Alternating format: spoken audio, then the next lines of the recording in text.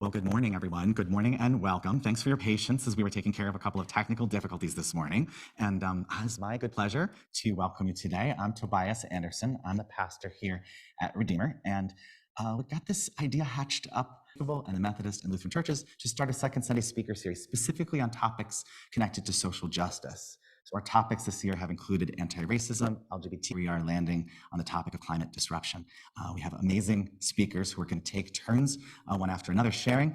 And we have Jim O'Dowd here from the Interfaith Action group here in New Paltz. Interfaith Action, Faith, Earth Action. Thank you, Jim, for correcting me. I'll get it right next time. And they've been amazing in getting the speakers together and making today possible. We're in conversations already for next year with the library and other folks about partnering and enlarging these conversations, and also they already rotate between the three churches, but we're talking about rotating them out to the library and other community locations, again, as part of drawing together people to learn about important topics and also see, as we'll talk about at the very end, some concrete steps that we can take today, this week, this month to Jim. Jump up here, Jim, so people can see and hear you. Yes. Thank you. Governor and I were asked by Tobias to come up with some speakers for this event, and we were actually very honored to have this task. And in our process of finding speakers, we looked pretty close, and that's Iris Marie Bloom and Megan Wolf. And I'm going to tell you a little bit about both of them. They're two impressive people and two of my favorite environmentalists. Megan, by training, she is a public health historian with an eye to using history to inform policy. She believes that climate change is the greatest threat and that overproduction of plastics touches on every phase of the climate fight. She lives with her family right here in New Paltz, New York. Iris Marie Bloom is the organizer of TIA Divest and an active participant in New Paltz Climate Action Coalition. She has a master's degree in positive psychology and is very interested in the topic of climate anxiety. She's a dedicated, and Megan, I believe, is going to speak first. Okay, ladies and gentlemen, Megan Wolf. We have a lot of animations, so bear with me. I'm going to be bothering Eric a lot, I'm afraid. Sorry, Eric. So it's great to be here. The topic is a little grim, but we're going to do our best to address it with compassion. Next slide. Okay, so I have the good fortune of having landed a green job and to be able to bend all of my attention to climate and the environment. But I came to it professionally through history, as you just transition, where first, as you heard, that I really feel the climate crisis is the biggest threat to human health and well-being in the contemporary world. And I was increasingly joined in that by other people in the history of public health and medicine and also clinicians. But the other thing I bring to it is that history is not inevitable, and that problems that are not inevitable are solvable. We look backward at the steps that got us to where we are now. How did things come to be this way? Once you can see that map, you can start to look at the decisions that human beings made and are still making and think about, so how are we going to solve the climate crisis? Well, there are plenty of small individual actions that we can take, but the truth is that we're not one water bottle or one Tesla away from solving our fear and anxiety into resolve. And interestingly, that's actually where the good news begins. This September, I was listening to an NPR interview with Anthony Lizarowicz, and he says he's finding that people are beginning to really connect the dots and recognize that climate change is the present and not the future, and that it is here. 70 climate change is happening, and they're worried about it, which was up from 61% a few years back. 3% of Americans, which is about 10 million people, actually have debilitating climate anxiety, where it's affecting their daily life, who are strongly impacted, who are taking action. Now, I can't say the 3% are not taking action either, but this was where the good news was. The more worried that people get, the more action they take, which was the opposite ago, which is that if you talk to people about what's really going on, they become paralyzed and take no action. So according to the Yale Climate School, they're far more likely to be changing electric vehicle, to change their diet. Now, all of those involve a certain amount of economic power, but people are also getting involved with organizations, they're demanding change, and they are more likely to vote. That's important. So it turns out that talking to make sense of what they're experiencing and to act on it. So what do we see and what are we talking about? Next slide, please. Well, the climate is changing. We all know that. With them. Next slide. This is carbon dioxide concentration in the atmosphere. We know that the rising climate, scientist Catherine Aho says to imagine greenhouse gases as a blanket holding the heat inside the atmosphere, which to a certain extent is good, but the thicker the blanket, the more heat. And greenhouse gas, more heat trapped, the hotter we get.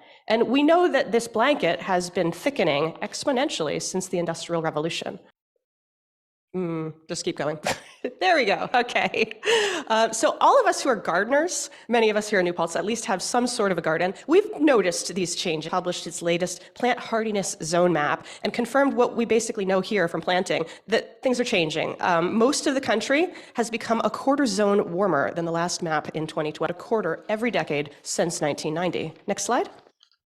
In New Paltz, things are now 3 degrees warmer and 10% wetter. Next. A lot more of those guys. I pulled one of those off my cat this week. It's February. Next slide.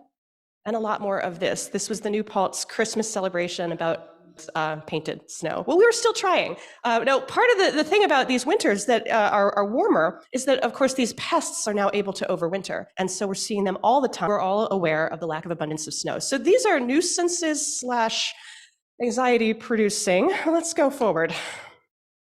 This was summer of 2020. We're the hottest in 125,000 years. At that point, we know that the world had become hotter than the planet on which November of this year, we blew past the 2 degrees Celsius of climate change that was said to be the tipping point for climate collapse. We're past it here. The climate crisis is here. This is undeniable. So what's supposed to happen when the world reaches 2 degrees? Well, at 200 million people will suffer from water scarcity, and the equatorial band will begin to become unlivable. In more northern areas, heat waves will kill thousands of people each summer. There will be 32 times as many as long, exposing 93 times more people. Now, that came from David Wallace Wells's book, The Uninhabitable Earth, that I'm going to be drawing on a lot from here on out. This was our best case scenario. It's everything. All of Earth's systems are affected. And what this looks like and means boggles my mind. So I started doing some reading. Next slide. This is the book I'm drawing from. David Wallace Wells has been since Silent Spring came out in 1962. And he said, actually, it wasn't really a book, it was an inconvenient truth. That prompted millions of Americans toward climate action. And that's the strongest book since Rachel Carson. So I picked it up. And wow, he was not kidding about how strong this book is. The very first line is, it is worse, much worse than you think. And maybe we didn't. Well, for starters, it's all happening a lot faster than we realized. And we are, as individuals living on the planet right now, much more culpable than we wanted. So more than half of the CO2 right now in the atmosphere was emitted in the last 3 decades, basically since the beginning of Seinfeld. First book on climate, then in all of the centuries and all of the millennia that came before. We have now engineered as much ruin knowingly as we ever managed in ignorance. He is an incredible writer, and whoa, is my climate anxiety cresting. He notes that this is the story of a single lifetime, a catastrophe framed in the years between a baptism and a bar mitzvah or a funeral, and that there is now more carbon dioxide in... Next slide. It gets scarier. This is the IPCC last March or November, it's 2023. Among my climate science friends, pretty much everyone looks at the Intergovernmental Panel on Climate Change as the most conservative and therefore the scariest and most reliable of past the threshold of absolute inarguability. And its 2023 latest report found that without strengthening policies, we are on track for 3.2 degrees of warming by 2100. 3.2 degrees. This is an interhood. The high likelihood scenario is 4 degrees. And this is not something that most of us can even bear to think about, because what happens? Australia and South America north of Patagonia are rendered uninhabitable by direct heat, desertification, and flooding. Next slide. Next slide. There's all kinds of, all right, so why don't we talk about this? There are plenty of conspiracy theories and all kinds of reasons that it's unseemly. And that's actually, and click. We're gonna run through a whole list here. The facts themselves are hysterical. Fear of fear-mongering. I don't want to stand up here and scare you guys for no good reason. Some kind of new technology will deliver us from this. Disinterest in distant people and distant places where the worst is happening. Confusion about the science. Confidence that somebody else is both responsible and is... we have a good news bias. Oh yeah, something good just happened. Great, there's no problems anymore. A general disbelief that this could really be happening or that it could be happening this fast. I like having HVAC. Or we're too panicked about the present. There's too much going on in my life right now to take on an existential thing that some people say isn't even really happening. These are all answers from David Wallace. Next slide. Okay, so the same IPCC report that I just mentioned included this diagram.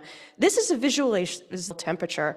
We're currently heating the Earth beyond temperatures that have been seen since the dawn of agriculture, and we're still heating the Earth. And until we stop burning fossil fuels, this number keeps going up. But we get to in this decade, over the next 7 years, will dramatically shape what the future kids today will see. Now, I have a kid who was born practically where that line comes down. On the very, very low emissions, is 70 or 80, we may start to see maybe a little bit of snow again, if we reach the absolute lowest emissions. Now, the next world, because it's not completely irreversible, but that's action now. The very high scenarios are not so good.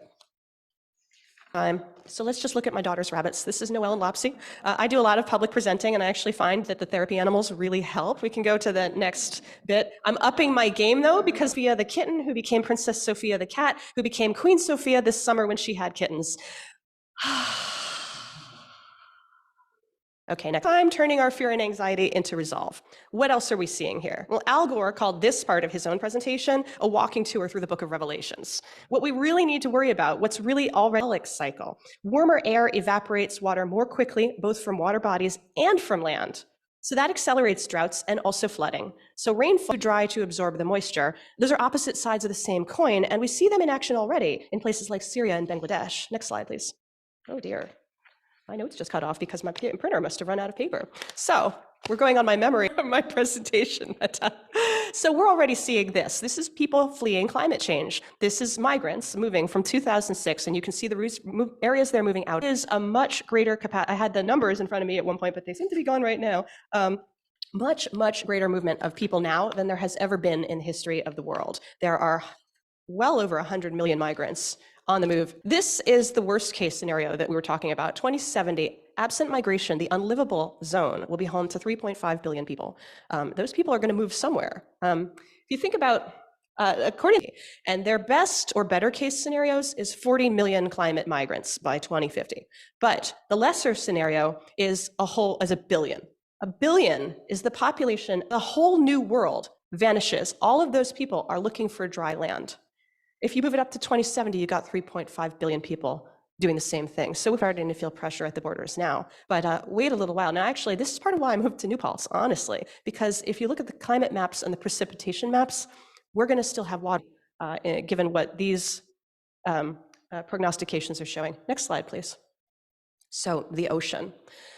It is not animations on this one too, so they'll keep them going. So the ocean covers 71% of the Earth's surface, provides most of the living space for most of the organisms, provides 90% of our excess heat, and also a lot of carbon, which is fantastic, but it's being stressed. Next animation, or just keep clicking through. This is acidification. The more carbon that the ocean absorbs, when it gets out of at 0.13 units more acidic or acidification than we were in 1850. The oceans are acidifying. This is a threat to all aquatic and marine life. Next slide. Now, we're in the middle of, there were 5 before this, and most of them were not actually about asteroids. They were about changing climate and changing levels of carbon in the atmosphere. And the one that's sort of the most, we looked at, there's another thing on this slide, you can forward. Oh, anyway, at that point, the carbon in the but it raised the temperature of the planet by about 5 degrees, and it acidified the ocean. It wiped out 90% of all species on this planet. It was a total evolutionary reset in that period. Next slide. So here's another scary special report about the rapidly closing window, even at the end of this decade, to avoid what are the worst catastrophes. Next, there's some things on here. We know that we are in the middle of a very large ocean heat wave, and that as the oceans heat and acidify, they can absorb less oxygen, so they're unoxygenated. That red line on that lower graph there is the ocean heat wave that we're now experiencing. It is well above anything ever recorded in human history. The upper graph with the line coming straight down, that crosses that yellow line. That yellow line is livability in the oceans. Around 2045, we may reach a point where what scientists, the words they use is decomp. Without the oceans, there is nothing. Partially because of all of the oxygen that they give off, but also because they form the basis of the entire food ecosystem. Next slide. Next bit. So these guys are the tiny bacteria on which life evolved. The upper left, those are a 32 billion years. This was in my notes originally, not in front of me anymore. But they oxygenated the atmosphere and they form the basis of the food chain. 60% of the animals that are in the ocean are these little for them, so it shifts for all of us. Next slide, please. Okay. That was the scariest. Ooh, with that, freak out. I don't know if I'm in the 3% or the 8%, but next slide. Both, yeah, I am. All right, so we have paths. This is taken from the same IPCC report. There are still options. Rapidly closing window, but there are still options for what can happen. We can still make it to some of those low probability if action is taken. What action and by whom? Next slides. It's not inevitable. This is my source for hope, was my training as a historian and why I didn't feel like there was hope and action was necessary. I was in healthcare reform prior to that, ripcord, no hope, climate, more hope. So that's a really weird contrast, but it's there for you. Problems, this is a really recent problem. We like to think that a bunch of coal miners and industry barons in 1850 set this all in motion and we've been riding it ever since. Kinda, but more of it's happening in our lifetimes. Question? Could you change this second sentence to read problems that are not inevitable? Maybe they are solvable. It is a given that they are solvable, but what we need is political will. We don't really have a climate problem so much as we have a problem of political will, because there was nothing inevitable about burning this much carbon. And in the present moment, technologies that are coming to scale, and there are a lot of political reasons why we're not able to embrace them as fully as we want to, but if we truly wanted to, we could do it. Next slide. Action is the antidote to anxiety. It's the antidote to despair. And so, okay, I have my cat, I have my rabbit, I have my child. That helps. But I also, on Plastics, which is a small nonprofit that takes aim at plastic pollution, which is just another way of taking aim at the petrochemical industry, because it's a plume off of the same pollution. But Beyond Plastics, New Paltz is like the little engine that could, but we're revving up. So things that we do for action are upper left is a bunch of us going to Albany and actually talking to legislators. Upper right, synthetic turf is hazard plastic grass carpet instead of the natural grass fields that we have. So we're working on pressuring the school board to say no to that. The bottom one there, victory. We managed to pressure Bethel Woods to change their water bottles. And it turns out when you have a victory and you serve champagne at your house, everybody turns up and has a nice time. And that actually is the key. When you study so much the fear or even the ideology or even the theology, it's the cookies. It's the hanging out. It's coffee hour that makes you want to go out and all the people in this room because you have a connection to them, and then you go over their house and pet the cat and drink the champagne, and it keeps you moving. It's being fed by the people around you. Next slide. And speaking. I've learned at my job how to speak more in front of specific audiences of legislators. And I've learned at my job that it's actually okay to walk into Albany and talk to people, and that the difference knowing about your issue and actually beginning to take action on your issue can be as little as between 3 and 15 phone calls. So all of us in the room calling up Michelle Hinchy individually and asking for a meeting and listening, because we're not lobbyists, we're people, we're her constituency. Next slide. And you can even go there yourself, which I didn't know. You go during the legislative session and you pull people off the floor. Next animation. With a bunch of us. I did look at this and I was like, these aren't just citizens. This is a whole crowd of attractive women. But it works. Getting their attention works. Also, yes, we need policy, and policy is going to drive a lot of this change, but the little stuff happens also. So Wallace Wells is the scariest book I think I've ever read, but the most hopeful one was The Ministry for the Future by Kim Stanley. From here, where we begin to actually roll out all the little changes, all of them, and the policy options. And among things that we can look forward to that really will make a difference is widespread in the age of jets, and of course, solar power and wind power. But there are so many others. All of them are important. There's no single answer to a problem this big. Next slide. So feel as I do. And the thing is, stay in the room. Stay in the room. Stay together, and you'll be taking energy from each other. And that's where Iris comes in.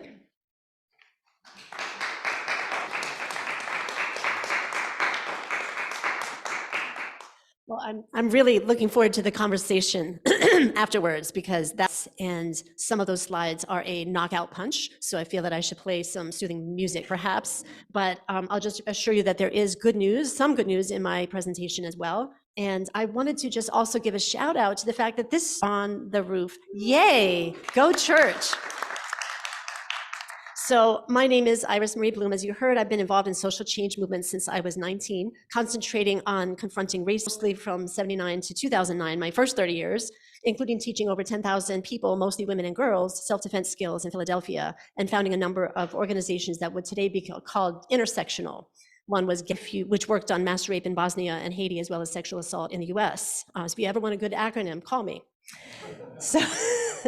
So I began my climate workers at the very beginning of the fracking fight in the Marcellus Shale region, which includes Pennsylvania, New York, Ohio, West Virginia, expanded inevitably into Maryland, North Carolina, Virginia, New Jersey, and other states, and Louisiana, Wyoming, North Dakota, and so on. And there's one thing that I've learned in the struggle for social change. It's that if you're not expanding the struggle in some way, you won't win. But if you only ever expand, if you stay in the balance between expansion and focus, it's like sailing on the waves in a small boat at night in a rough ocean. It's terrifying all the time, but and remember that the journey is actually beautiful. And if you remember to breathe, you'll find joy along the way, and the sunrise will come, and you'll reach your destination. We need to win the free, not on your sons and daughters and grandchildren's lifetimes. This struggle is ours to win, not without dynamic, creative, brilliant, and patient leadership from the younger generations. But it's not fair to hand the baton over when this climate emergency has developed throughout our life. Much of what we need to do now is to withdraw that permission for climate destruction. So I moved to the Hudson Valley 10 years ago on Groundhog Day 2014, and we can switch to the next slide, after 25 years in Philadelphia. And I dove into won that struggle after using, I counted 36 different tactics and generating at least 150 headlines. And we won because of you, the good people who showed up to events, who signed petitions, who made phone calls, and who testified at board meetings. Hands up for anyone in this room who did anything to stop the Pilgrim pipelines. Come on. So those actions contributed to winning a key climate battle. Really important to remember that we won that. So that was my preamble. I've got 5 main points to make, 4 climate victories to talk about, 3 larger climate. It's no coincidence that the pattern is 5, 4, 3, 2, 1. Even climate aside, I'm no stranger to anxiety. Hypervigilance runs deep in my neural pathways, fully overwhelming. If you or anyone you know becomes immobilized by climate anxiety, which is quite understandable, you saw the freak out happening right here, you can consider shifting your attention back to the present using a mindfulness exercise we trauma survivors use to counter flashbacks and become fully mindfully present. 5 things I see, 4 things I hear, 3 things I sense, 2 things I know, and 1 thing I feel. 5 things you see in the present moment. You're not frozen anymore. So my first point is that there's no need to get stuck in climate anxiety. There are simple, even joyful mindfulness practices. But my second point about climate anxiety is I'm in favor of it. When I hear, and next slide, that 6 out of 10 Americans are now either alarmed or concerned about global, I'm delighted. I didn't realize we'd be talking about the same study, but it's an important one because it means we climate protect of us. We don't have to work as hard cutting through denial. That was exhausting. In 2013, I witnessed a circle of Native American environmental leaders as climate protectors for 5 or 10 years. The indigenous people said in a moving way that left not a dry eye in the room, welcome, circle. They said, welcome. This is how we have felt for 400 years. We're sorry for your horror and grief, but we feel good to be less elective. Next slide. This is SUNY New Paltz students right across the street, literally from where we are right now, to divest from $78 billion it has invested in fossil fuels. TIAA is a giant $1.2 trillion pension fund. So if these young people care about what old folks are doing with their pensions here. So last year, on June 7th, the skies turned red in New York City due to Canadian wildfires. Next slide. On that day, I emceed a large demonstration for TIAA to divest, and we did skyscraper that same day, which seemed unbelievably appropriate. I was not alone. We were many. Next slide. And next, that Adani poster. Adani is the single biggest developer of thermal coal in the world, and TIAA is the 4th largest investor in Adani coal bonds. So next slide. 43-year-old woman in Orange County who volunteered, this is last year we're talking about, who volunteered for Riverkeeper, died on July 9th in a violent flash flood as she tried to cross the street that had become a river surrounding her home in Highland Falls, New York. Nobody seemed to notice. 61,000 people had died from European heat waves the year before in 2022. Nobody seemed to notice. On August 8th, Lahaina burned on Maui. I was able to donate to indigenous Hawaiian groups and rebuild their homes instead of being picked over by real estate vultures from the mainland. But I kept thinking about the red sky. I kept thinking about Lahaina. I kept thinking about Pamela Nugent. I was death. I felt there was a lot of silence about her death, one county over, our neighbor. I observed people continuing to fly far away for a fun trip, what does to our precious climate, as if we're living in a party atmosphere when people near and far are already dying. But the point is that 6 out of 10 Americans, or at least, means we've done a better job since 1990, since 2003, since 2018, a better job communicating about climate urgency while the climate emergency escalates. You can help with this. We're in a church that's putting the solar panels on the roof. This story is from Grist from January 31st of this year. So communicating climate urgency clearly, putting it to test. You saw the 4 pathways on Megan's graph. For an habitable Earth, we need the bottom pathway. That means no new fossil energy export, no more toxic industrial agriculture, and no deforestation. It means yes to fossil fuel divestment, yes to renewables, yes to battery stores, refusing and rewiring our single-use disposable culture, which worships convenience in lieu of life. So to recap, I want everyone to make friends with it, get to know their new, unfamiliar, and awful feelings, talk with themselves about it, most importantly, talk with others about it. Because we don't want to normalize climate change, but we do want to normalize and what we can do. So please talk about climate change all the time and climate solutions with everybody all the time. It's one of the most important things you can do to just embrace, but to frame it as much as possible with power. I'm going to skip over a section and summarize it, just letting you know that climate engagement doesn't just help you and the world, it helps the people around you. So there's a study showing that the kids, young people who are the most optimistic are those whose parents, grandparents, and others around them are doing something about climate, anything. Those kids are more excited that a lot of young people are feeling right now. So the change we need is multi-generational, multi-tactical, multi-racial, and is open to every gender and sexual expression and pronouns. So open arms and awareness of each other's issues. So to be engaged on climate, you don't have to memorize all the graphs and statistics and the series of mass extinctions. I know some really excellent environmental journalists who are some of the best science writers in the world, and they say they can't keep up with climate news. Relax. It's impossible. So just remember that if you call your senator or an emergency, it's here now, it's urgent, and you must do everything in your power to avoid mass death, which we're bringing to others through our actions today. You've done an urgency by saying what matters to you. Climate chaos is already impacting food production, and I saw that this church is involved in addressing food insecurity. I'm so appreciative of that. The climate chaos is impacting inflation, so growing compassion and kindness and engaging with issues of survival, food and housing issues is also part of being climate smart. You don't have to be an expert, you just have to have a heart. So engage, and we'll go to the next slide. You can get engaged in so many ways. Here's a slide that shows local and regional groups. I have another slide. I have been involved personally directly with 7 of these groups, and I'm a huge fan of joining groups that are taking strategic, thoughtful, effective climate action in this crisis. This is the way to build collective power, to grow sustained power. And next slide. And specific groups, which I would love to do. If you're not a joiner, you can still do a ton as an individual.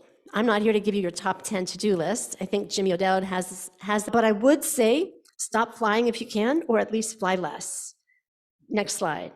You can use this carbon calculator on flights you take. People have different circumstances, of course. I know people fly for work or for funerals or all kinds of, there are necessities. But if it's pleasure travel, can you change your mindset and shift to train, EV, bus, in a stunningly beautiful place? But our air travel helps destroy other beautiful places like the coral reefs, which are silently dying.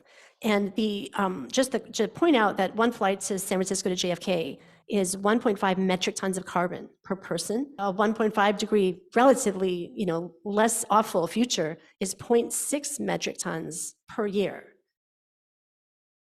So that means your total carbon, drinking, and having clothes on. So that's something to really think about.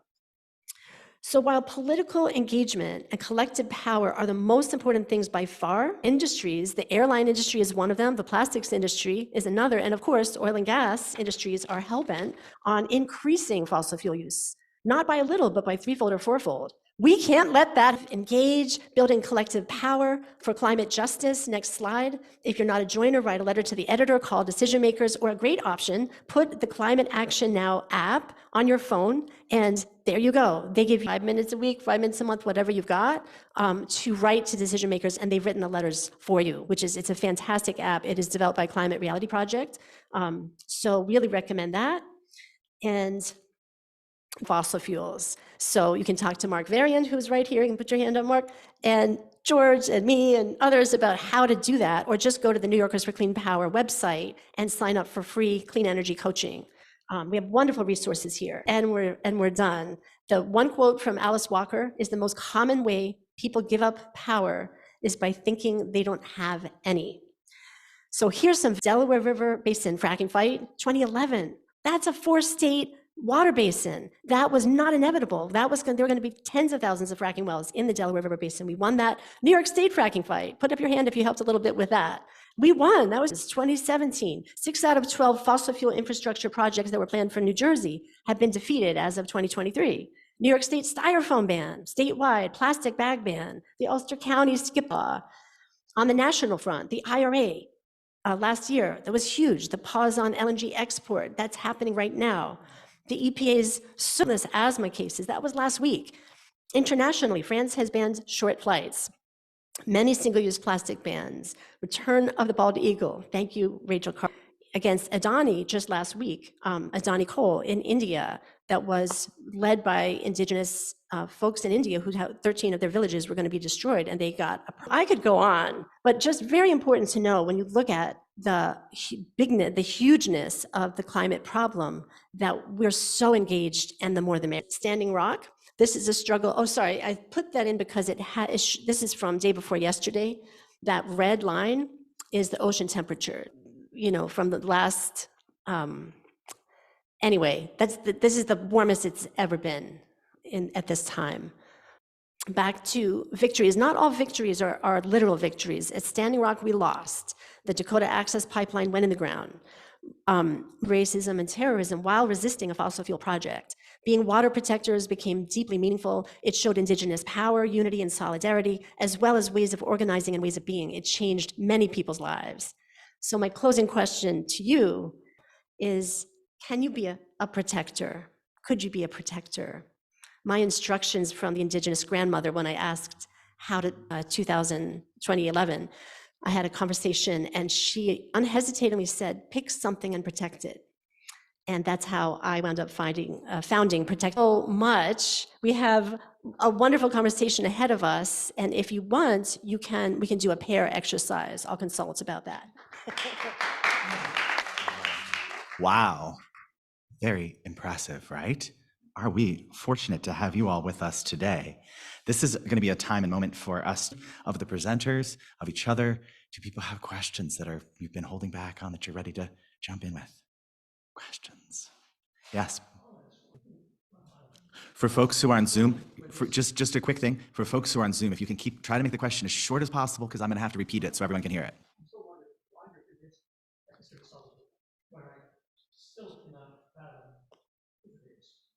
Can we believe this is solvable when it seems like it isn't?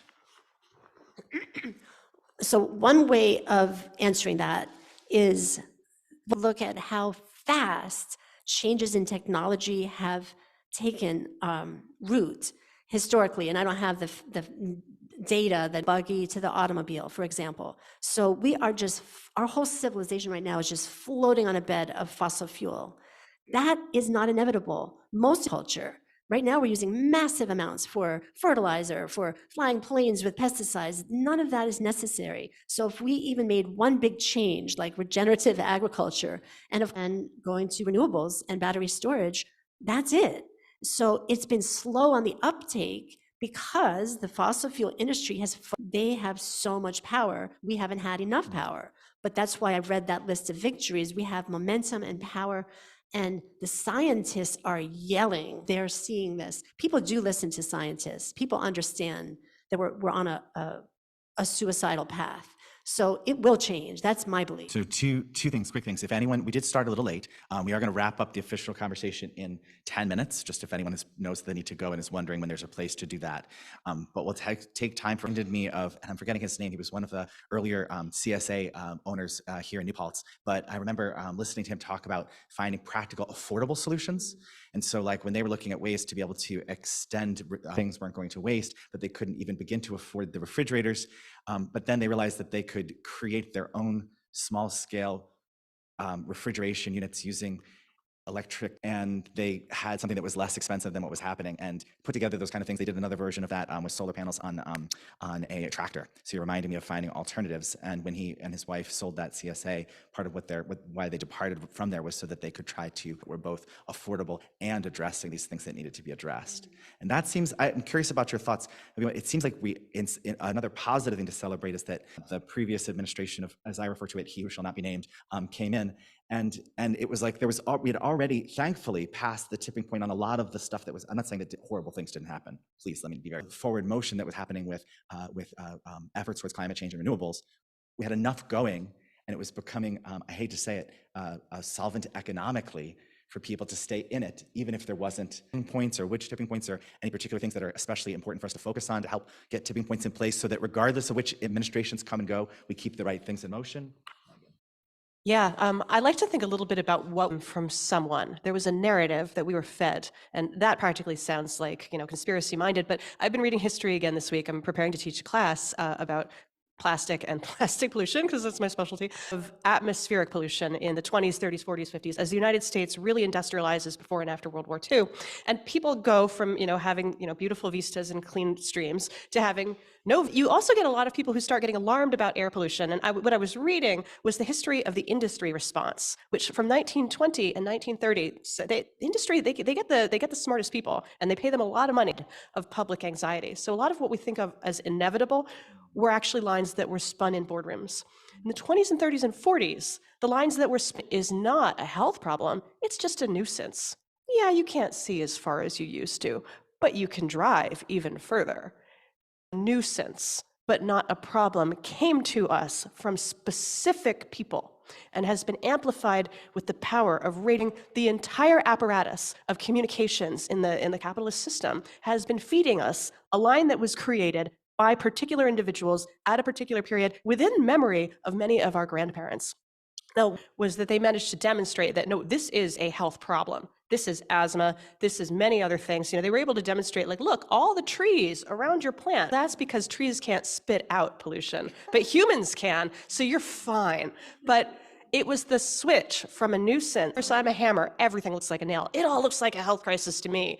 But it does, and we're seeing this in plastics too. So I got into Beyond Plastics about 3 years ago, and there are no plastic pollution deniers. But then literally on my first day on the job, I saw these documents that had my doctoral mentor's stamp on them. Now, he's a public health historian, and I realized I just left public health for toxicology, which is public health. It's the climate crisis.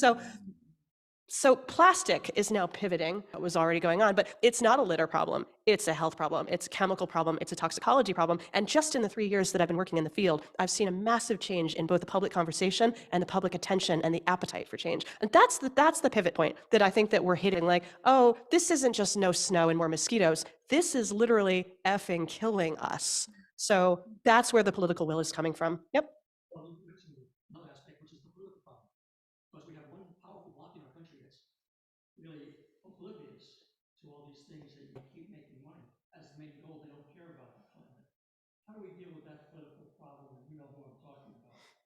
So or profoundly in denial and so on. I mean, there are a lot of ways, and I'm not going to go after the darker ones, but those are some people's ideas. I like to pay attention to what they call the cli-fi, the climate fiction, and Kim Stanley Robertson is my favorite of all of those. And for him, he sees tipping points coming, and the tipping points are generally cataclysmic. So I'm reading one of his books now, which is New York 2150, where New York's underwater.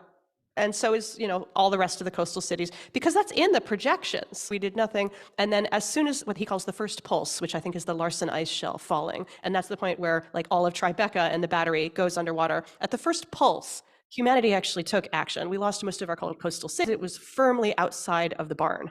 But the rest of the book is about what happened when we went after the horse, and that it happened instantly, lost too much to continue on the present path. That's a weird place to take hope from. And climate grief is a weird place happening inside where we need, but that's what fiction does for us.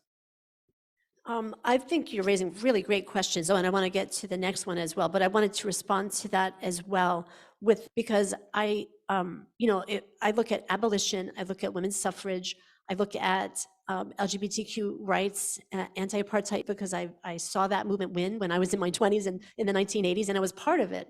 I worked for American Committee on Africa, so I had a front row seat. And so when the way that social gradual is not like this, it's more like this. And the energy around climate, I think, will maybe sounds oversimplistic, but it does have to do with political will and political mobilization, which is contagious. And in this room, we don't have the young people and the people of color who, that's why I brought the particular books that I brought. One is Black Earth Wisdom. Black environmentalists are just absolutely amazing in what they're accomplishing.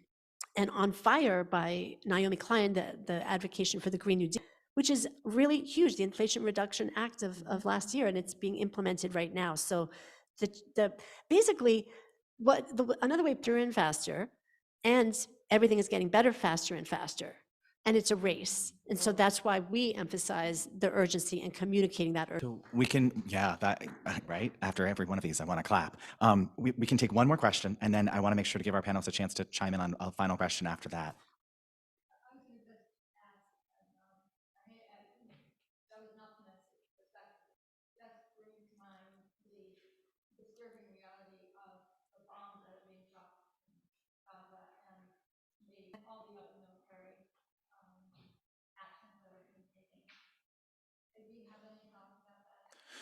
So really important point that you're highlighting, that bring up the fact that we actively have all of this, of these bombs being dropped, and asking for perspectives on that and how it connects to the climate crisis.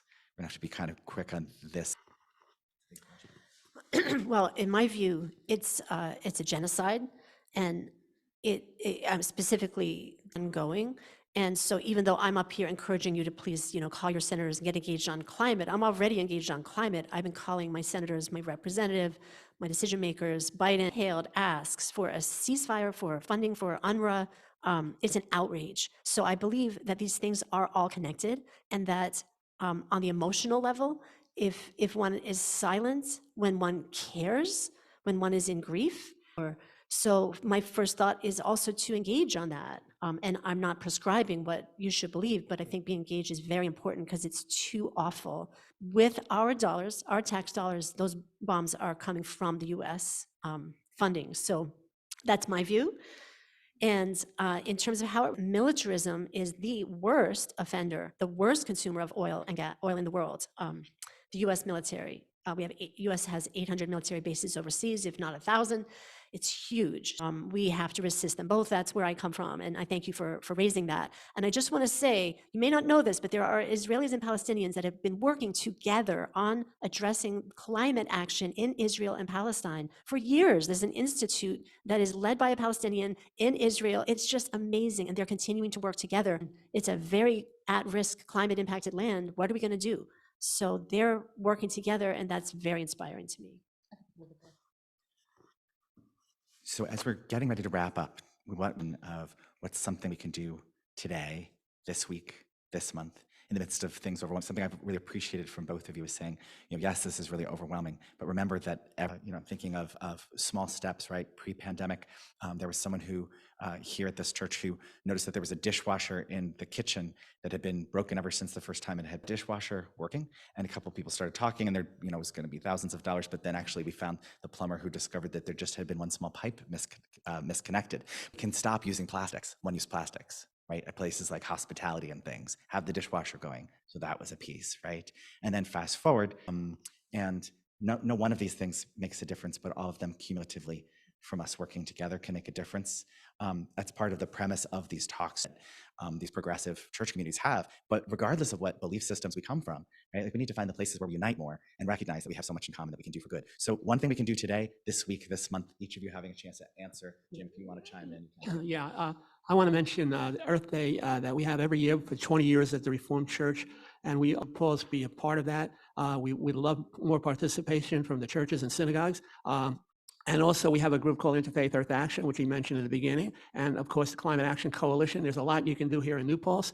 My email is jimmyo'dowd@yahoo.com. You can look kind of optimistic. There are people like the two people to my left, Iris Marie Bloom and Megan Wolf, who are doing so much. And this was for me, I points the tears are coming in my eyes about not only how the anxiety that about the problems, but also as mentioned. So we can do this. Sure. I actually think I'm thinking in a broad way about feeling right now. You know, I don't usually present on climate change. I have my own little corner, and I you know, sort of stick. It's not just knitting because it touches all aspects of climate change. But so I spent the week revisiting the bigger picture. I rewatched An Inconvenient Truth, and I noticed one of the pieces of rhetoric that Gore used in that. He kept on talking about a moral and ethical obligation. You know, I was thinking, what's his tone? What were his rhetorical apparatuses? And you know, he's glib. He's very kind of folksy and plain spoken, but he also kind of moral decision. It's not necessarily economic. It's not partisan. It's moral. And given what I've been thinking about in this week as I worked on this presentation, if like there aren't heat pumps in my house yet. I still drive a RAV4. It's not even a hybrid, although it gets better mileage than some hybrids. But anyway. And like even more in my life, like, all right, the plastic is out, but I think it's actually time to look at an electric car. I feel a moral purpose there, and I'm leaning in on each decision that you have, each opportunity that you have when you're weighing, like, am I going to go to that meeting, or am I going to, like, you know, watch 30 Rock again? You know, like, listen to that moral voice and hold it there, hold it close to you, and pay attention. That's a really good good note to end on. And I'm a little torn. I don't have also just the one thing. I will mention I was able to get my household, but got the solar, I insulated. And so I haven't used any oil or gas since that time. I drive an EV. My partner drives an EV. That I think is, if I bit, it is really important to get off fossil fuels. That is a moral imperative. The church is, you know, putting solar on.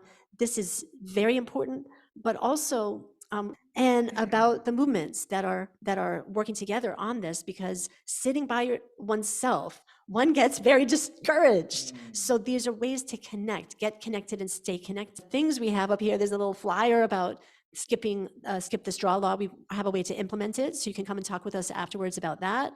And I have a tiffin, which is a reusable container, so that people, I don't use plastics at all anymore, or single-use cardboard either. You know, these things are small, but they do accumulate, and we're popularizing reusables in the Hudson Valley so that we can be a leader.